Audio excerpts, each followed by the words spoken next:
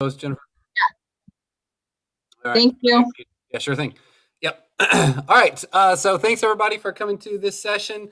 I want to take a moment to introduce Mel and Pearl Shaw for you. I was looking for. I think I literally just started with a Google search of like diversity issues in fundraising or diversity inclusion fundraising, stuff like that. And I ran across several resources and I clicked on a presentation that they gave. Um, I think it was a group in Memphis or something like that, and it was diversity and fundraising. And like a minute and a half in, I was like, "This is what we're looking for. This is the kind of thing that I think the network would appreciate and would like to hear about." And then we spoke via Zoom, and they were such great people, such likable people. If you are a resume reader and you're interested in learning more about them, in the link in the chat, I just put their bio. I won't go into a lot of detail there because it's more about them presenting to us today instead of what they've done in the past. But know that they are well established in their field. They worked with a lot of high profile clients, and they have a lot of cool stuff, I think, for us. And they're going to leave us with kind of a checklist of things we can do and maybe some homework that all of us can do. So without further ado, I will introduce Mel and Pearl Shaw from Saad and Shaw. Guys, take it away. It's your show. Listen, thank you so much. I'm Pearl Shaw. And I'm Mel Shaw. And so we're excited about this. And actually, we prepared remarks. So I'm going to deliver them. And if I look like I'm reading at times, guess what? It's because I am. So, but at the same time, let me say, just really glad to be here. And these are remarks that we work as fully as a team. So we both work to create them, but you'll hear me deliver them. Well, I just want to thank you guys for letting us barge in on your work. It's such an honor to be here today, and you're going to hear more from me later on in the presentation. Thank you. Great. Well, listen, on to prepared remarks. Let's see how this goes. So, look at that. The first slide has worked. What I wanted to say is just welcome to a short discussion on the topic of diversity in fundraising. We're delighted to be with you this afternoon, and we especially want to thank Dr. Chris Cannon, Associate Director and Chief Program Officer, Georgia Council on Economic Education, for inviting us to join you. As he mentioned, he reached out to us by email after watching a presentation we gave to the Memphis chapter of the Association of Fundraising Professionals, and we were surprised to hear from him. We were like, what? And then when he told us about the organization, your conference, and most importantly, your mission, we said, we're in. Well, I want to just start by saying that we salute your work, your advocacy, and your profession. Promoting economics, personal finance, and entrepreneurial education in the classroom clearly impacts the next generation.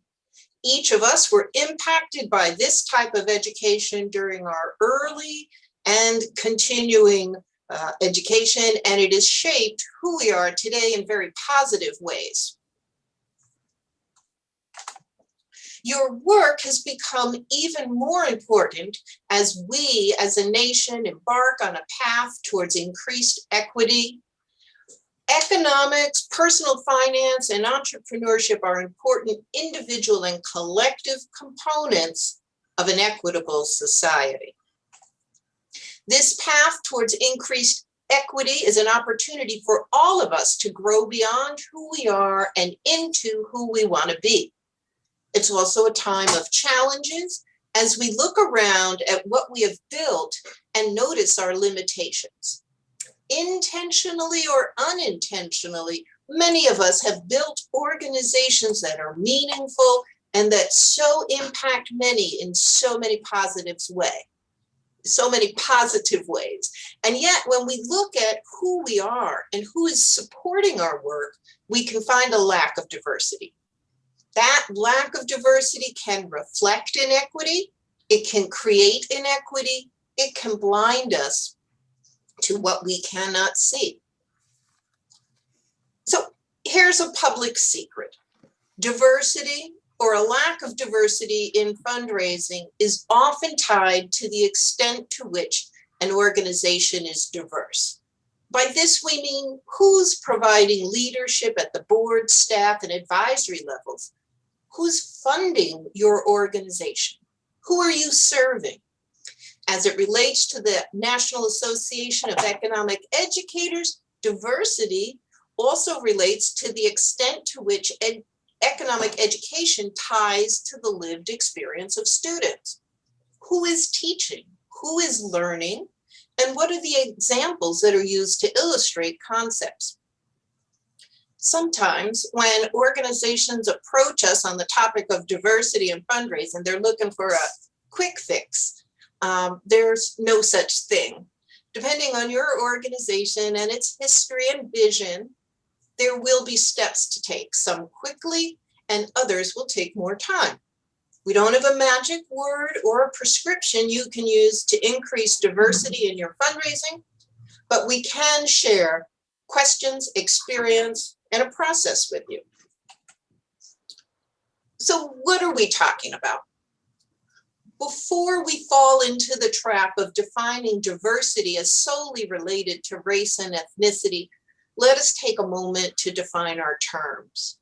And before I do that, let us be really clear that more and more people are members of blended families. There are multiple races, ethnicities, abilities, experiences, and immigration statuses all living under one roof or gathering as an extended family for picnics and holidays. As we move in our country from the notions of Black and white, we understand that none of us can tell who a person is just by looking at them. We have to get to know each other, our cultures, our shared points of reference, and ways in which we are different from each other. Now on to definitions. These are drawn from the Power of a Shared Language for Advancing Racial Equity, and they were developed by the Race Matters Institute of Just Partners, Inc. And there's a link to this in the follow-up materials that we've prepared for you. And also, just by means of inviting you to fully listen, all these remarks are in the workbook that you'll have access to. So everything I'm saying, except for this, you'll have in the workbook. So diversity, that refers to the presence of different groups and or different perspectives. Different people and perspectives are shown to produce better organizational results. Inclusion is when voices are valued from diverse people present and they have organizational power. Inclusion is a core feature of a respectful organizational culture. It is manifested in the setting itself and the dynamics of that setting. Importantly, a diverse setting without inclusion is not likely to remain diverse. Equity is the outcome where all people can achieve a valued goal or circumstance. It's grounded in policies and practices that are informed by and inclusive of diverse people. An equitable setting, by definition, will be inclusive and is more likely to be and remain diverse. A growing number of organizations pay attention to diversity, but far fewer pay attention to inclusion and equity. These do not substitute for each other. For example, having diverse personnel is not the same thing as having equitable policies. Most often, equality is used to refer to inputs. People receive the same resource with the expectation that the outcome will be the same. However, if people are situated differently when receiving the same resource, equal input will only reinforce existing inequalities. On the other hand, equity refers to outcomes. All people can achieve a valued goal or circumstance through the application of differential resources because groups are not situated similarly at the outset. Racial equity is measurable as seen when disparities are declining or gaps are closing across racial groups on a given indicator of well-being. For example, Brothers Academy noted that in an equal classroom, students will more or less be treated all the same. They'll have the same supplies, same assignments, same amount of interaction with the teacher, and learn the same way. As you can see, this isn't a bad standard to strive for, but it falls short in many ways. Equity, on the other hand, strives to achieve the best possible outcome for each individual student. Equity isn't the easy route. Instead of giving every kid equal treatment, you now need to look at each student as an individual and adjust your treatment of them accordingly. Let's see. Oh, looks like we got a little lag time here. Let me try this again. All right, looks like my screen froze. Are y'all seeing why diversity matters in philanthropy? No, ma'am. All right. I can try to share and see if they can do it from my side. Here we go. Somehow it is. Yeah, that works. Why diversity matters in philanthropy. In terms of philanthropy and fundraising, there's a perception that only one segment of our community is in a position to give money and set policy.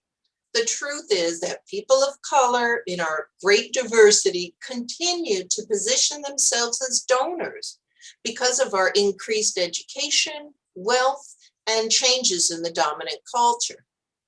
When it comes to fundraising, we have to think about the different cultures that comprise our community, how they think, what they value. We need to get to know their leadership and to understand what's important to them. We need to build platforms that allow us to hear voices different from our own and to engage those voices in our work. Even if that means our work might change by including someone else's priorities. It starts at the top. A commitment to inclusion, diversity, equity, and access starts with an organization's vision and is made manifest through policies and practices. Our commitment is made manifest through who we hire, the projects we focus on, the collaborations we create, and how we develop our boards. As leaders, we need to check our tolerance for intolerance. We need to examine our implicit and explicit biases. We need to examine and modify, again, our policies and practices. It's time for us to increase the ways in which we hold each other accountable within our organizations and within our sector. There are no easy answers. There's only a way forward that is together. Inclusive fundraising invites more people to the table. Inclusive practices encourage us to ask who is missing and to take action to invite others in. And it means we follow up on our invitations with actions that encourage new members to share their highest talents, their relationships, experiences, and priorities. So where do we go from here? We say it's into action. And we have 6 specific actions that you can consider as you move forward. And I love hearing the dogs in the background. We are a dog family, a dog-friendly family on business. So here's our 6 specific actions that we suggest. Number 1, when seeking to increase diversity, look at the composition of your organization as a whole, not just at the fundraising team. So take time to consciously build a qualified and diverse team. Think about your expectations. Do you want someone to be the gay employee? Or do you want an accountant who brings his top game to work on a daily basis? Think about the match or the mismatch between who you hire and who you serve. For many, their team includes a small core group of staff that is complemented by contractors, consultants, bookkeepers, accountants, tax preparers, editors, curriculum designers, attorneys, vendors, and volunteers. So when we say, look at the composition of your organization, we say, look at it as a whole and widen the lens beyond who is on your staff payroll. When you engage people, look at how they contribute to the diversity within the whole of your organization. Oops, guess what? Well, I've moved us on, so we're just going to have to deal with it. 2, build pipelines for advancement within your organization and within the schools you work with. This can be in terms of curriculum development and teacher development, as well as fundraising. Take time to think about who you engage and how increased diversity can impact your curriculum and how it is received. Keep in mind that building a diverse team strengthens the individual team members who interact with each other. It builds skills and a shared experience. And it provides you with concrete examples of how you are addressing the needs of an increasingly diverse student population. As it relates to fundraising, those who are vested in your organization can be invited to lend their experience and relationships to the work of securing the funds you need. Creating pipelines of leadership that include authority, decision-making, fundraising, and other forms of revenue generation can strengthen your organization and increase its relevance. 3, engage people from diverse backgrounds to participate as board members, advisors, and fundraising volunteers. We can't overstate how important boards are, so I just want to lift this point up. Bring new members into the board in diverse cohorts, and beware of creating a situation where one person becomes representative of a race, gender, or ethnicity.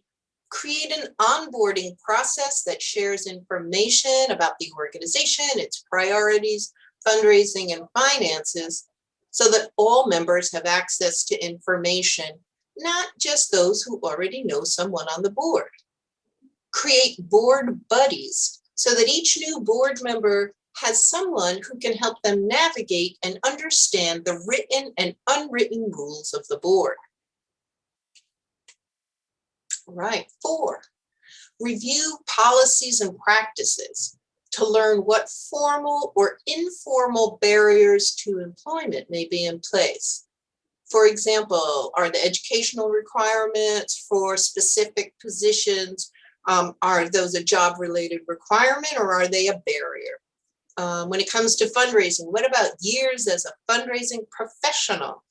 Could sales experience, volunteer fundraising, or entrepreneurial experience provide comparable skills? Does the time or location of meetings create barriers for fundraising and other volunteers? 5, engage our donors. As we build the diversity within our staff and boards, we need to engage our donors as well. So share your vision for inclusion, diversity, equity, and access with your donors, especially your major donors. Talk about why it's important and the steps you are taking. Encourage them to ask questions, ask for their guidance, suggestions, and participation. Importantly, don't let silence pass for acceptance. Create opportunities for longtime donors to meet with and get to know your new donors. Likewise, as you bring on new staff leadership, make sure that your board schedules time for your major donors to meet your new leaders. As we increase the diversity of our organizations, we must retain the long-time support of donors who've historically invested in our work. And number 6, growing resources. As fundraisers, we want to increase the diversity of our donors so that we increase support for the mission and vision of the organizations we represent. We want to build a spirit of inclusion a valuing of diversity, and a welcoming spirit amongst all of our donors, with opportunities to truly know each other across differences. Things such as donor circles, donor receptions, and nonprofit activities can become a unique space where one of the benefits of giving is the ability to participate within a diverse community of peers. We want to live into our values in how we treat our donors, how we bring them together, and in how we create equity when offering opportunities and visibility. Lastly, fundraising is about money and resources, but we want to talk for a minute about looking at the money. We've primarily focused on encouraging inclusion, diversity, equity, and access amongst staff, donors, board, leadership. But equally important and often overlooked is the economic impact of our decisions and how inclusion, equity, diversity, and access need to be included when we spend the money we raise or are allocated through state or federal grants. Who are our accountants, our building contractors, endowment managers, event planners, real estate agents, insurance representatives? Who provides graphic design services, janitorial services and supplies, technology equipment, general services, training and support? Who do we buy office supplies from? Who provides the food or snacks? And who do we bank with? So these are other ways in which our policies and practices can have a hidden impact on diversity, equity, inclusion.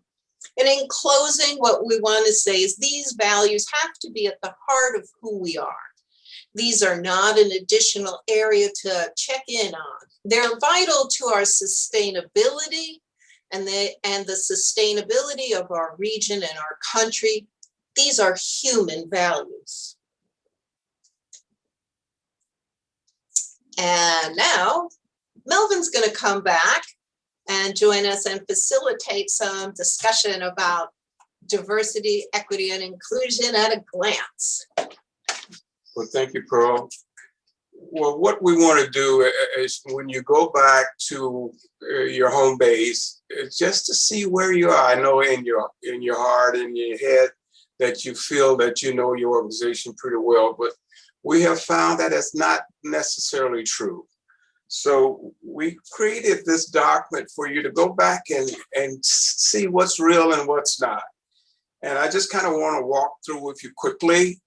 The first one would be we value diversity, equity, and inclusion to seek to integrate these in all of our work. I suspect that you might be quite surprised with the response that you would get from all levels within your organization. The next one, too, we have defined our mission and goals for our diversity, equity, and inclusion program. I'm going to just stop for a minute and ask you to hold up your hands for those who have done that already. Would you mind just holding up your hands? Okay.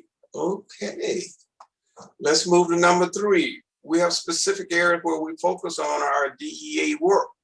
Let me ask you again, will you hold your hand up and tell us if you've done that within your organization? Hey. Okay, all right. Number 4, we know our areas of strength. At this point in the life of your organization, do you know where you are as it relates to this?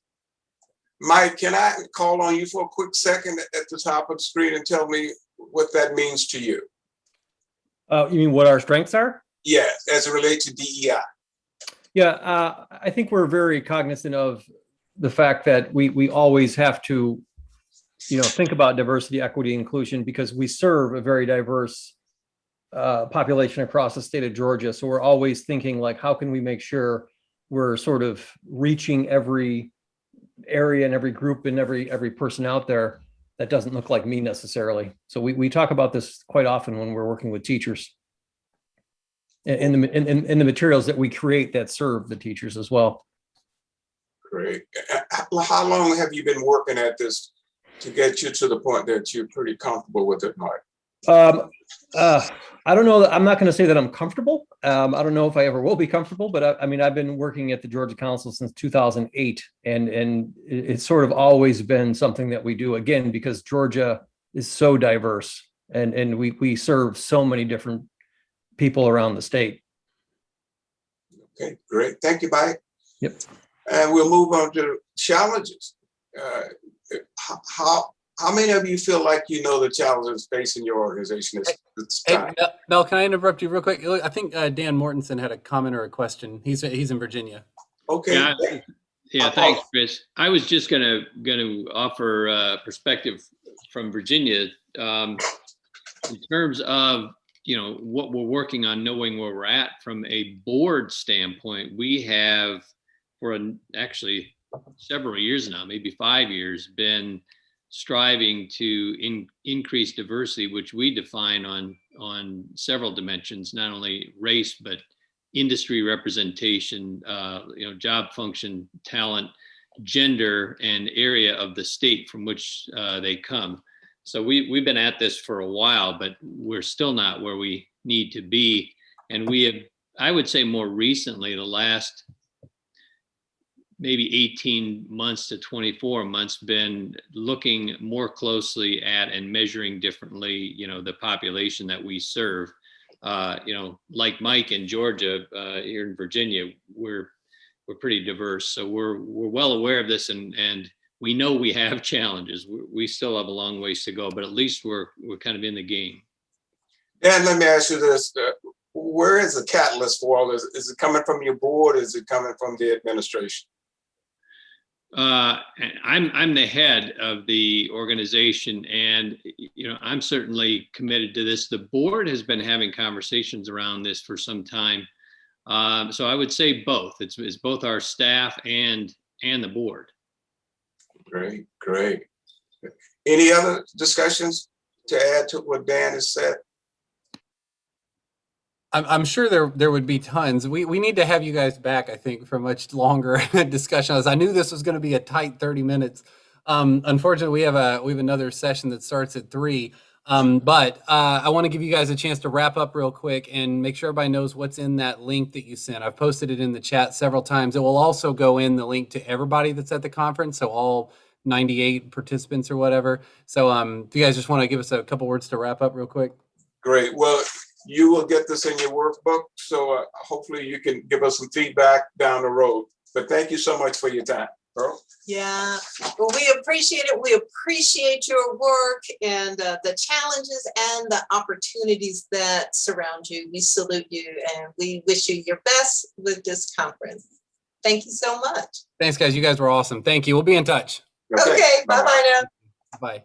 All right, and everybody, the award ceremony starts at 3 o'clock back in the main room. So go back to your agenda and click that top link at the top, and we'll see you back there. Thank you. Bye-bye. There you go.